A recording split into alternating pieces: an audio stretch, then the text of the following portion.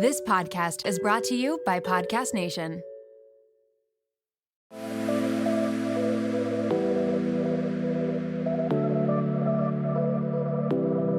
Welcome to Nirvana Sisters podcast, where we take the intimidation out of well-being and beauty to help you achieve your highest state, your nirvana.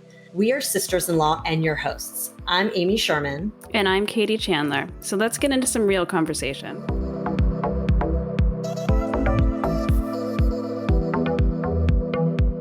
Welcome back to the show, Nirvana Sisters family. It's Amy and Katie, and we are so excited about today's episode. You will hear who we are talking with very shortly, but if you want a no BS makeup recommendations, tricks, the real deal for mature women or mature women, as our guest says, with a side of comedy, relief, and entertainment, Erica Taylor is your girl. We have mentioned you, Erica, so many times on our show. I can't even tell you, You've been on our blog. We've talked about you. We've recommended a million things that you've recommended that we've tried. So let me give everybody a background on Erica before we do our chit chat. Erica Taylor has been in the cosmetic industry for over 25 years, working with top brands MAC, Laura Mercier, Benefit Cosmetics, and Trish McEvoy. She is a professional makeup artist and a mom of 3 living in New York. Erica majored in art education in college, initially aspiring to be an art teacher, but instead decided to search for a career that would allow her to be more creative. She was always the unofficial makeup artist to her friends and family, and an interview at the MAC counter at Macy's became the official start of her professional career in makeup. In 2021, she started sharing her makeup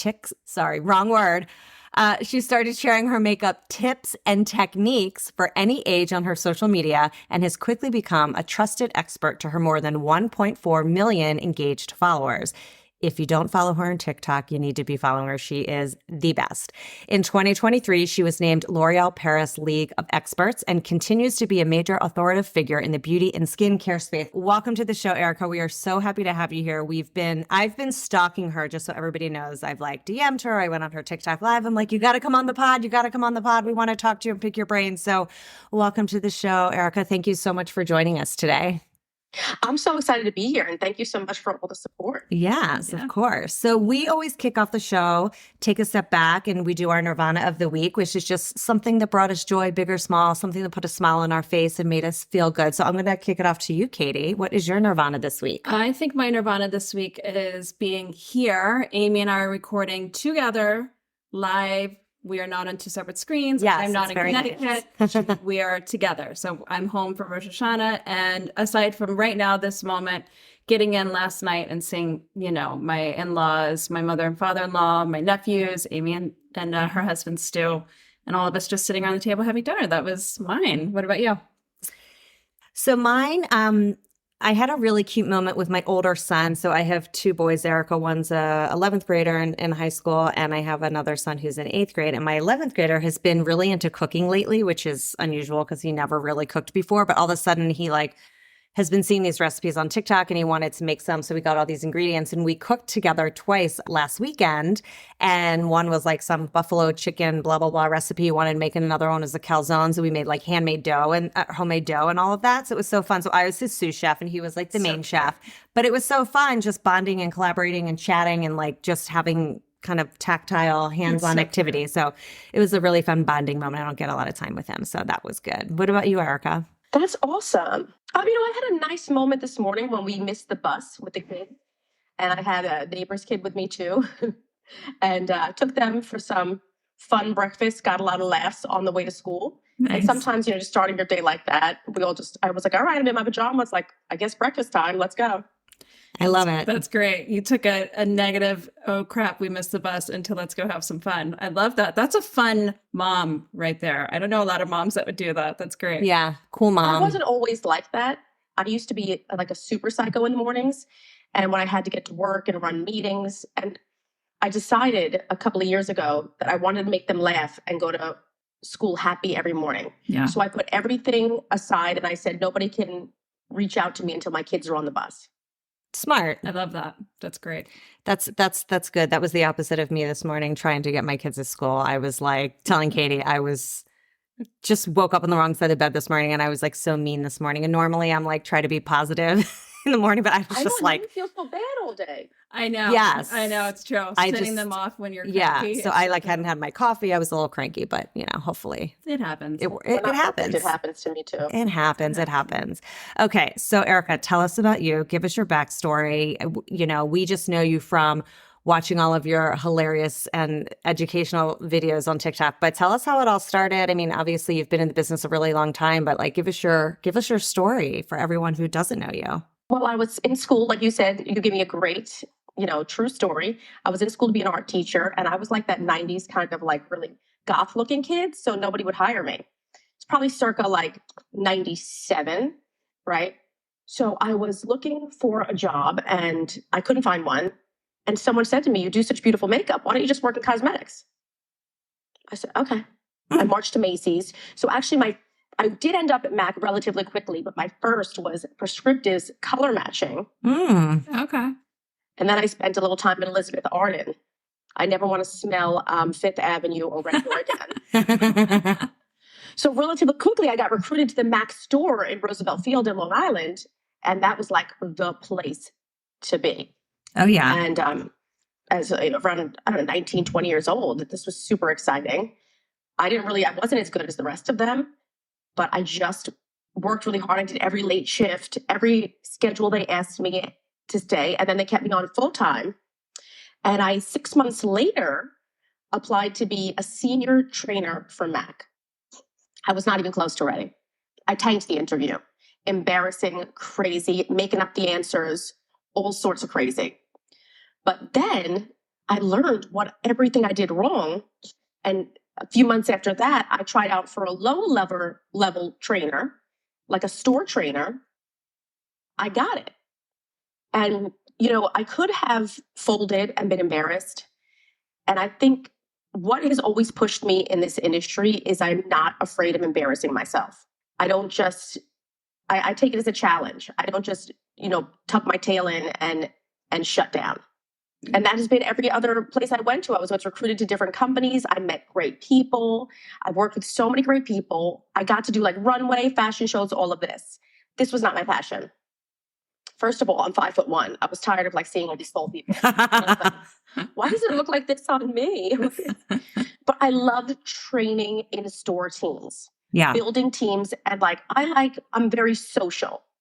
So I work harder for someone else than I do for myself, which is my biggest challenge now. Yeah, I get it. And so I was just to say I'm institutionalized. So then what I did for a lot of companies is I would train the makeup artists and build their sales teams. Yeah, I mean, it makes sense that you're saying you like the training part because you wanted to be a teacher, right? So it's like the same, right? You like educating, and which is what you're doing now on TikTok. So when did you only started TikTok, a few years ago? Because I remember watching you when you were still working full-time and doing TikTok. And I remember the transition. So tell us about that a little bit. During the pandemic, I learned a little more on social media, and I was always the one at the trend shows. When you go like a Nordstrom trend show and there's someone presenting and doing master classes, and that was me. So I'm very comfortable in front of a crowd. Yeah. And again, because I don't mind embarrassing myself. If I trip, if I say something wrong, I just laugh at myself. I'm like, you got to own it. Yeah. So I started just doing lives. I was furloughed. We were all furloughed. Yeah. There was no work. Yeah, same. So I started doing lives with the companies, and the individual, I would rather say the freestanding independent stores that still could function. Yeah. They were doing curbside service. They were still selling. Were having trouble keeping their doors open. So I'm not talking about like your Nordstroms, your Bloomingdale's, these big doors. I'm talking about, there's a great little store, Beauty in Maine in Massachusetts. And there's a great store, Mira in Vermont. So I started doing lives with them for no other reason, just to help them keep their business going. Yeah. There was really nothing in it for me, but I loved doing it because it was social. So I was like, everyone was like, you're really, really freaking funny. Like, you should be doing this more. So then I stopped for a while when I went back to work, and a friend of mine was having some success on TikTok. And I was like, I did a couple of videos, but they were just like super losers. So I said, she was like, what do you want to find? I said, I don't need to be major. I just want to find my tribe. Because she was like, I'd never say my age because I don't want to pigeonhole myself. And I was like, I want my girls. I want my over 40s crowd, my funny moms, drink some wine, have some laughs, put some makeup on. I want that tribe. Yeah. And We that's what found you. I found you. Yeah, here we are. Here we are. We're the exact same age, Erica. Yeah, and Katie's a little younger, but yeah, like we always talk about that. Like when you wake up and you're like, I drank too much of the wine last night and I'm puffy. I was like, yeah, Yeah, we got so, it. and that's why we love you so much, and we know our audience will, because you're so relatable, and like it's not exactly like you're saying your age, you're saying you drink, you say, it's like this is how we all are. Yeah, like one of those pretend social media lives. Right. Exactly. Like people are like, how do you organize your makeup? I'm like, it was a disaster. And I just think that so many people try to live up to these expectations of what they think this social media life is. And like, I drink wine, I got to get my kids on the bus, I wake up banged up, but I still want to look good too. Right.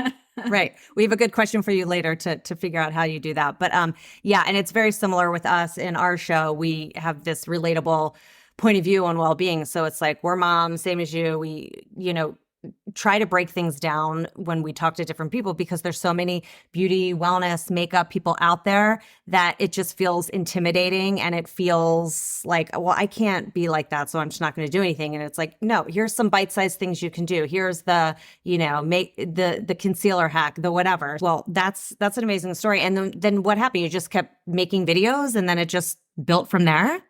I my first viral, and I won't say names, but the company I worked for, it was kind of this underlying pressure of, we have to do it our way, their way. But I don't live that way. And you can have me when I'm on the clock, but when I'm home, I'm home. I'm not fluffing my pillows. I'm not wearing beautiful white pajamas. I'm wearing a hoodie that I've worn for the last 3 nights. My hair looks nuts. And my bed is not made behind me. So I did this video. I just said, you know what, F it. I don't ask for permission. I just beg for forgiveness. Right. So I just did an eyelining video that I was like joking around. And I was like, listen, I was like, grab your eyeliner and a glass of wine and a great attitude. And I was like, I'm just kidding. Forget about the great attitude. And I just taught some eyeliner. I go to sleep, and the next morning it had like 500,000 views. Oh my God. And my followers went from 3,000 to 10,000 to 20,000. And I hate saying followers, to be honest, too. I think that's so creepy. Yeah. I always say like my community, because you're not, no one's my follower. You could follow everyone. But I always say the people that want to learn, my community. Yeah. And then I was like, people want to learn and they want to laugh. Right. Yes. There was no one else doing it. And I was like, it doesn't have to be perfect. We're not winning a cat eye award. Right. Just try to look a little freaking normal. Right. Try to be put together and like feel like a human. Right. I think that's what people resonated with. Like, oh, I can do that. I can do that. Yeah. Yeah. And Erica has these great things where when you do like half the face of something and half the face of the other, it's incredible. It's amazing. Like just the little tweaks you can make that makes such a huge difference. It's amazing. Yeah. You can really see it like through TikTok, through the camera, the difference that you do from one side of the face to the other. It's amazing how well it shows. It's very cool. I mean, the tricks and the techniques, that's what we need to get into, because it's... Well, if you think... Sorry, I'm an interrupter. Please. No, please. it's all good. Family interrupter. But like, I was in sales. So in sales, you have to train people. You have to make big impact quick. Mm-hmm. Yeah. So I would learn the tips and tricks that made a major difference quickly, but were useful. And I would do it on a client, and she'd be like, "Okay, give me that, give me this." Right. Right. So that's the same thing I think on social media. You've got to show the impact quickly. Yes. And I think I started a trend because everyone and their like, sisters, aunts, everyone is like doing the same exact thing, and I'm like, at least say like, thank you. Right. Yeah. Give credit where credit's due. I know, but you know what? It's hard. Don't get me wrong. Certain days I see people recreating my videos all over, and I'm just like, but it's like, it's wasted energy. Right. And they're not you, so it doesn't matter. And then how did you decide, like, what was the tipping point on like when you left your, other job to do this full time? So, I never thought this was even a career. Right. When people used to say to me that they were bloggers, I was like, get a job. Right. You're like rolling your eyes like, okay. Or I used to have to do these influencer events where I would have to entertain the influencer. And I'm like, they don't even buy anything. Everybody comes in and drinks the booze. They bring their friends and family and they leave. I was like, I don't want to do it. Right. I just kept growing my base and I could only show one brand. And I was getting all these brands reaching out to me and all these people saying, can you show something else? I can't afford that brand. Or, I just want to see a clean beauty, a this, a that. And there came a point where I could no longer juggle both. I either would stay as a regional manager for the rest of my life and retire there, still pacing hard floors of the malls. Yeah. And like chasing clients down, like, or I take a chance on myself. Yeah. So I took a chance. And it's paid off. 1.4 million. That's right. Is that what you said earlier? 1.4 million. That's but wild. I mean, millions, I'm sure, and millions more videos because on TikTok, like when I first saw you, it's not like I was following you at that point. I just saw your content. Right. So, I mean, it's just such a great, it's a great story. So thank you for sharing that piece of your story. Congratulations on all your success. So let's get into. It's still very surreal. I'm sure it is. Mega imposter syndrome, because I've always been the makeup person at the event. I've never been the guest of the event. Right. And now I'm sure you're getting invited to all the things. Yes. And I still would rather like hang out with people that work there. Like I'm still definitely institutionalized. Well, I remember you talking about you went to like a rare beauty event or something and like it was all the like young influencer people. And you're like, I'm usually like at least 20 years older than the rest. We're not talking just like 5 to 10.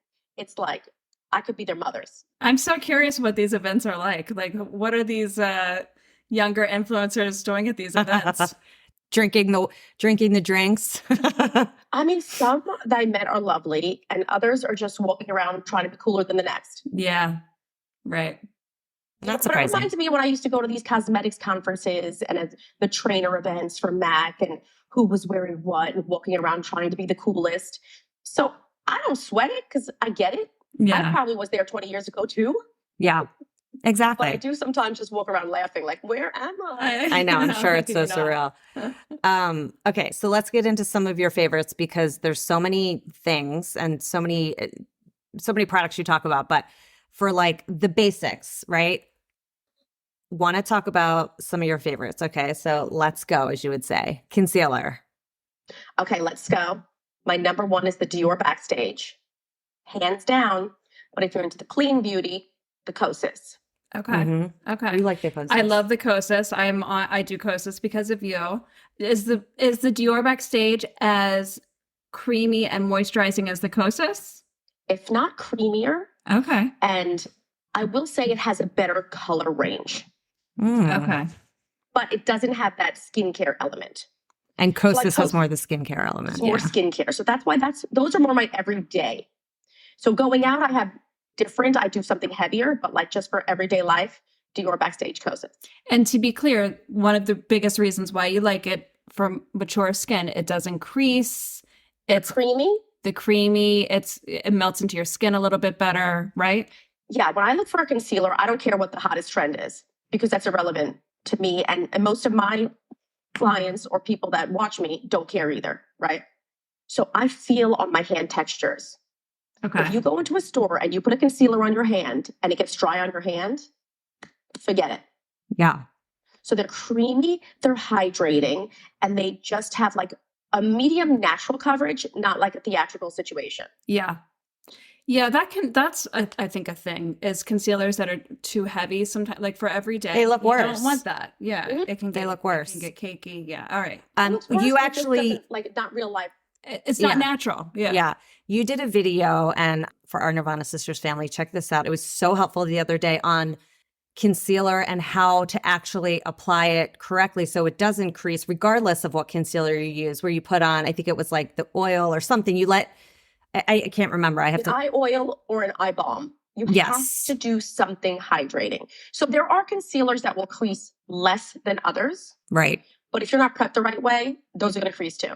Exactly. So the eye oil is a freaking game changer for me. When I saw that video early on, the what's the brand? A little Cora. Cora, Oh, right? yeah. I like went out and got it probably before it got sold out. And I was like, this is the biggest. And I reviewed it. We Yeah, do a talked about show it. called Product Junkies where we review stuff. And that was one of the things I talked about and talked about you because that is the biggest game changer to put on before mascara, but also later at night when you just want to like, you know, fix your eyes up and they're dry. It's amazing. You mean before concealer, putting it on before concealer? Yeah, or just like a reapplication if you have like old concealer and you just kind of like throw that on and then throw more concealer on top. It's beautiful. It's a game changer. But anyway, yes, that's what you were talking about the other day. But so that was super helpful. great Just the tip. application. I take that with me everywhere. Mm-hmm. It's Because I look in the mirror somewhere and I'm like, oh, no. But I take a little bit, I put it on, I'm like, boom. yeah. And after you put it on, do you put more concealer on it, or you feel like it just kind of rehydrates the concealer that you already have on? It usually rehydrates what I have on. Okay. If you're like looking to reapply without taking your whole face off, you can use it that way as well. But usually what I do is I'll roll it on my hand so I don't disrupt the coverage and then just pat over and it just releases the creases. Okay. Yeah. That's a great trick. That's a great one. All right. Let's go. Oh, I have to ask Erica if she likes my favorite it's not even concealer, it's a color corrector, the Milani. Have you tried that? Yes. The tube, Yeah, it's again, I mean, for me, there's the peach and the rose. yeah. So I use the peach every day. And like that is almost, I use that sometimes instead of concealer. I mean, it's like a color corrector, but it's kind of a skincare concealer too. I think And it's sheer and hydrating. it's incredible. Yes, agreed. Yeah, okay. I'm glad you like it too. Okay, mascara. And a good drugstore find, by the way. And a good, Milani yeah, is it's cheap. such a good price yeah. point. Yep. So cheap. Okay, mascara. What's your fave? The OG telescopic. Okay. Here. Telescope. Who's that by? L'Oreal. L'Oreal. Okay. This one. I think I have that. Another drugstore find. That's the one with the two sides, right? No, this is the original. Oh, the original. So you don't have to navigate which side you're using because sometimes that's a lot too. Yeah. So this one is tiny. So as we mature, our lashes get thinner. So you always think bigger brush, bigger lash. No, because a bigger brush cannot get to the root of the problem. Oh. So when you go under and wiggle at the base and lift, you're actually catching every little baby hair that a big brush can't. Right. That Okay. makes sense. And then, wait, what color was that? That wasn't black mascara, was that? Was that clear? It's like it's almost like an off black. Okay. So is there any reason why you choose a specific color, off black, or no reason, right? No? Okay. Just whichever one I find. Okay. All right. Yeah, I find that with mascara, I have to use two different ones because I have one like that that's like a lengthening, which is great, but then it's not, I need like volume. I like it like like more thick looking, you know, like, and so I find that I have to use two, one for lengthening and one for fullness. That's just me though. For the volume. No, yeah, no, I agree. I do that too when I want more. Yeah. With this. And then another one I really love is the Clinique. A new one. Oh. I don't have know that very sensitive eyes. And I can't use a lot of mascaras. And I remember when I was younger, I'd have women like, my eyes are so sensitive. And I was always like, oh, yeah, sure. Okay. Now that's me. So the Clinique, okay. What is it? Just Clinique mascara? Is it, what's The the, new one that's like, I think this is a brown. oh yeah. Not by accident, but I dig it. And it just gives really nice volume and doesn't irritate my eyes. They also make an awesome tubing one that I let my preteens wear because I know it won't run down their face when they're in school. Oh, What is the okay. difference? I always hear tubing. I don't know the difference. Can you tell us what that means? Tubing. Absolutely. So I learned about the tubing mascara when I started working with Trish, probably, I don't know, 12, whatever years ago. And Trish McAvoy was like the OG of the tubing mascara. It's a polymer that wraps the lash like a 360 tube. So instead of really sitting on it, it actually like encapsulates the lash. Okay. Then you can build it up, but it doesn't run. It doesn't smudge. Even if you jump in cold water, it won't come off. But you Oh. remove it by holding it to warm water and it washes off like little tubes. Huh. Oh. So it's like a waterproof, but better because it actually protects the lash. Oh, that's interesting. I've so never heard does of it that. have to do with the brush? Not so much the brush, Oh. but the polymer formula. It's a special polymer that wraps the lash. Okay, because I always thought it was like the kind of brush, whether it's like kind of the brush you just showed us, the Yeah, some of them Whatever. have Yeah. that, but it's not the brush; it's the formula. Oh. And will it say tubing mascara on it? I've never seen it. I've never heard of it. I don't know anything about it. And that's one that's been a big question that a lot of people don't even know about this. Yeah. And it's been around for years, but usually it will say tubing.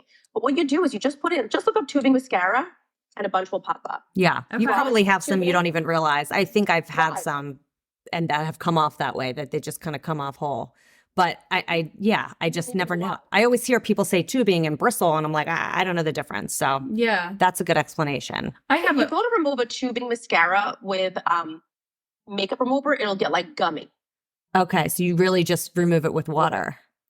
that would be That'd good be for you. that'd be good for me because you I have hate such a removing hard mascara. time. Yeah. What's your I did a whole episode on eyes and mascara and fake eyelashes because for a while I was wearing them because I can't stand taking off mascara and putting on mascara. So I had, the extensions for a while, which I loved. And then I learned how to do them myself. And so whatever, but I've been taking a break for a while. But do you wear extensions at all? Or do you just wear them when you like go out and want to look more? When I go out, and that goes back to my eyes are so sensitive Right. that I don't even like the glues on my eyes. Yeah. Yeah. So that's I know. why I've always really focused on the eyeliner Yeah. rather than, the mascara. So it's like, Yeah, your Underneath. eyeliner is Yeah. gorgeous. My eyes. Yeah. I know. I've been playing with that and you're wearing eyeliner, aren't you? I always wear a little Yeah, bit. I just started doing that, but like, does it make your eyes I feel like it makes my eyes look smaller, but maybe that's just me. Does it depend if on the it's done person? incorrectly, absolutely. Oh, so I've been doing it. What's the trick for putting on eyeliner? So depends on the shape of the eye. And if you don't, and not everyone can cat. My eyes are still puffy from my mascara reaction. But if you see, I have a kind of a flat surface, a little hooding here. Mm-hmm. So I kind of go through the hood, keeping it very fine on the actual lash and a little inner corner so you get elongate. If your liner is too thick across the whole way, it'll close your eye. Yeah. Yeah. Or just doing outer corner, inner corner, mascara. And what about under the eye? I'm not really a big advocate, but it does work on some. There's exceptions to every rule. Yeah. But typically when we start doing stuff under the eye, we start bringing attention under the eye.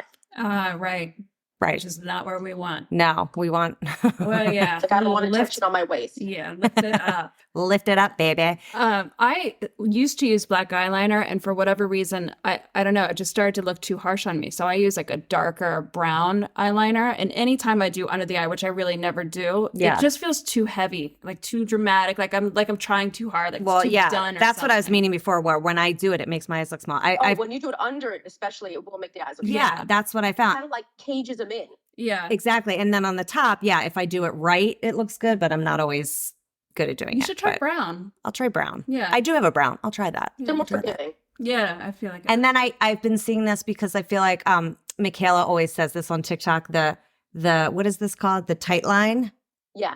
I've been playing around with that, What's which that? I like. Is that like that? so when you're underneath your eyelash Yeah. line on the You know who inside? actually was the originator of that? Laura Mercier. Mhm. Okay. I worked for Laura Mercier 20 years ago in Saks, New York. And that's how I learned the tight line. So it was lining under for like the invisible liner. Yeah. It's been around from actual makeup artists. Like it makes me laugh when people find like these new makeup artists are finding all these new things. Right. You're like, Right. that's been around for a Yeah. million years. Yeah. Right. I just learned about it. I was like, oh, let me try that tight lining. Yeah. Okay. Lipstick. Favorite lipsticks? I would say probably the Makeup by Mario. They're like lipstick meets balm meets gloss. Mm. I love these, but I am not lipstick loyal. Yeah. Okay. More What are you about the wearing color. today? What you have on today is gorgeous. What's that?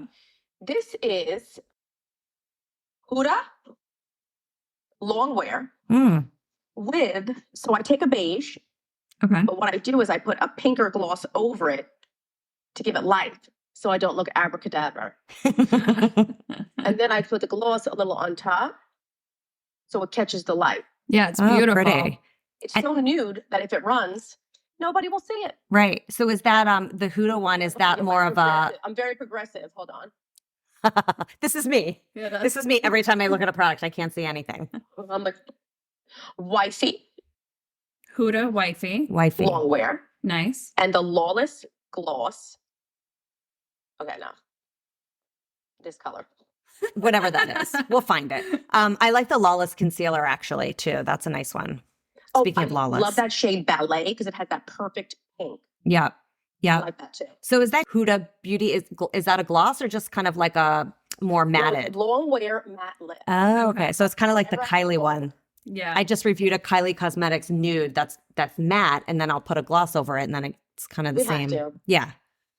So it looks like very dry, unless you have like 19-year-old lips or or lips like Katie because she's got perfect lips. Yeah, some people have perfect lips, but typically it gets like frothy in the middle. Yeah. That happens to me all the time. It's not a good look. And it is the worst thing. I'll come out from being with a client and I look in the mirror and I see this line on the inside. It's horrible. It's the worst. It's so you gross. need to gloss up. It's so gross. Okay. Looks like we got the rabies.